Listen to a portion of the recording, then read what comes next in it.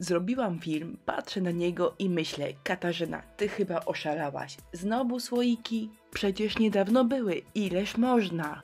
I wtedy mój drugi, spokojniutki wewnętrzny głos odpowiada, a właśnie, że można, bo w życiu mamy tyle przyjemności, na ile sobie pozwolimy, a ja sobie lubię pozwalać. Słoiki z przeznaczeniem na świeże zioła, więc mogą być bardzo ozdobne, bo to, co będzie z nich wystawało, będzie po prostu zielone.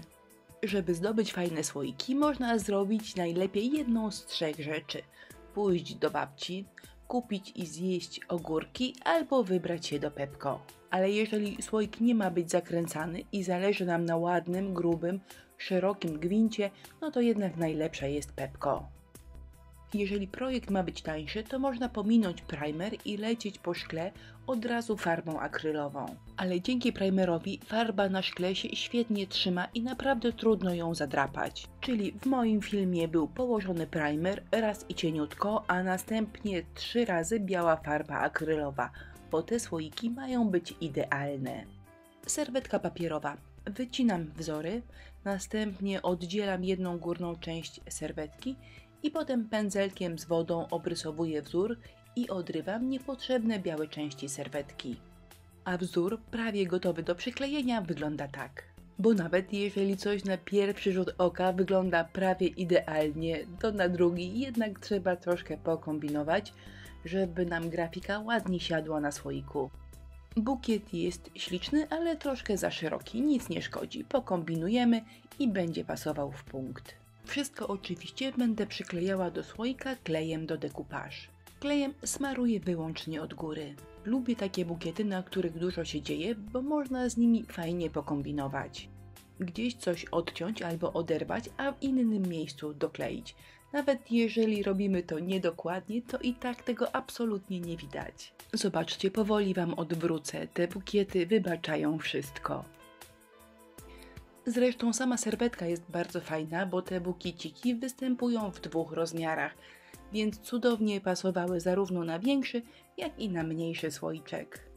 Chociaż moim prywatnym faworytem został ten najmniejszy. Miałam go w ogóle w filmie nie pokazywać, ale wyszedł uroczo i zaraz zobaczycie i sami ocenicie. No ale lecimy dalej. Klej wysechł i wszystkie słoiki dokładnie lakieruję lakierem akrylowym matowym. 3 słoiki i żeby nie były do siebie jakoś szczególnie podobne, miały być w 2 kolorach. Pierwszy w zielonym, a drugi różowym. No właśnie, zdjęcia słoików już były, a różowego słoika brak. Tak się zastanawiałam, czy warto ten temat rozdrapywać, czy w ogóle ten kawałek filmu Wam pokazywać. Ale żebyście wiedziały, że mi też nie zawsze wszystko wychodzi, że czasami pewne rzeczy trafiają do kosza, zostawiłam kawałek o doborze koloru różowego, ale o tym będzie za chwilę. Na razie lecimy na zielono. Kółeczka odbiłam pędzelkiem gąbkowym o średnicy 14 mm, a teraz przyda się wykałaczka. Kropeczki nie były potrzebne, ale ja kropeczki, jak dobrze wiecie, bardzo lubię i one mi wszędzie pasują. A tutaj proszę bardzo, mój ulubiony maluszek zrobiony przy okazji. Malutki, minimalistyczny i jeszcze nie wiem jakie będzie miał przeznaczenie. No to zaczynają się schody. Przechodzimy do mojej różowej traumy, bo ten słoik miał mieć wykończenie różowe. Pierwsza próba. Nie jest źle, ale jednak coś mi zgrzytało i postanowiłam, że namieszam farbę jeszcze raz. Niestety, jak widzicie, drugie podejście było znacznie gorsze niż to pierwsze, więc poleciało do kosza, a słoik wykończyłam na zielono. Dobrze, że miałam jeszcze ten zielony z poprzedniego słoika. Dokręciłam do niego trochę białego, żeby kolory nie były identyczne i niech tak już zostanie. A teraz ten zielony trochę urozmaicę. Przyda się do tego jak zwykle wykałaczka i biała farba akrylowa. Jeżeli ma być delikatnie i finezyjnie, to proponuję taki pomysł. 3 większe kropki postawione tępym końcem wykałaczki, a potem tym cieniutkim końcem po prostu te kropelki rozciągam. Dobrze jeszcze jest dodać kropeczkę na wykończenie wzoru. Myślę, że wygląda całkiem ok. Natomiast kółeczka odbijane większym pędzelkiem ozdobię dużą białą kropą w środku. Używam do tego pędzelka gąbkowego o średnicy 8 mm. Słoiki mają być na zioła, ale może ktoś lubi zakręcane, może komuś potrzebne są zakręcane, więc tutaj propozycja, jakby można fajnie wykończyć zakrętki. Jeżeli słoik ma być zakręcany, nigdy nie maluję gwintu, bo on i tak się potem obskrobie i to nieładnie wygląda. Słoiki są praktycznie gotowe, ale wiecie, efekt emali po prostu uwielbiam. On jest prosty, szybki i jeżeli tylko pasuje mi do projektu, to zawsze go dodaję. Czarna farba akrylowa oraz pędzelek szczecinowy. Szczecinowy jest najlepszy, ponieważ te zadrapania, które robimy, od razu wychodzą nam takie nierówne i bardzo naturalne. Gdzie należy popaprać słoik, żeby efekt emali wyszedł naturalnie? No tam, gdzie by on normalnie się nam poobijał. Film sobie leci, a ja wreszcie zadam pytanie, bo jestem bardzo ciekawa, z jakich krajów jesteście? Skąd mnie oglądacie? Oczywiście głównie z Polski, ale jeżeli nie z Polski, to napiszcie w komentarzu do filmu, skąd jesteście. Napiszcie proszę swój kraj oraz jakieś krótkie pozdrowienia w swoim ojczystym języku. To będzie dla mnie bardzo miły prezent. Z góry dziękuję.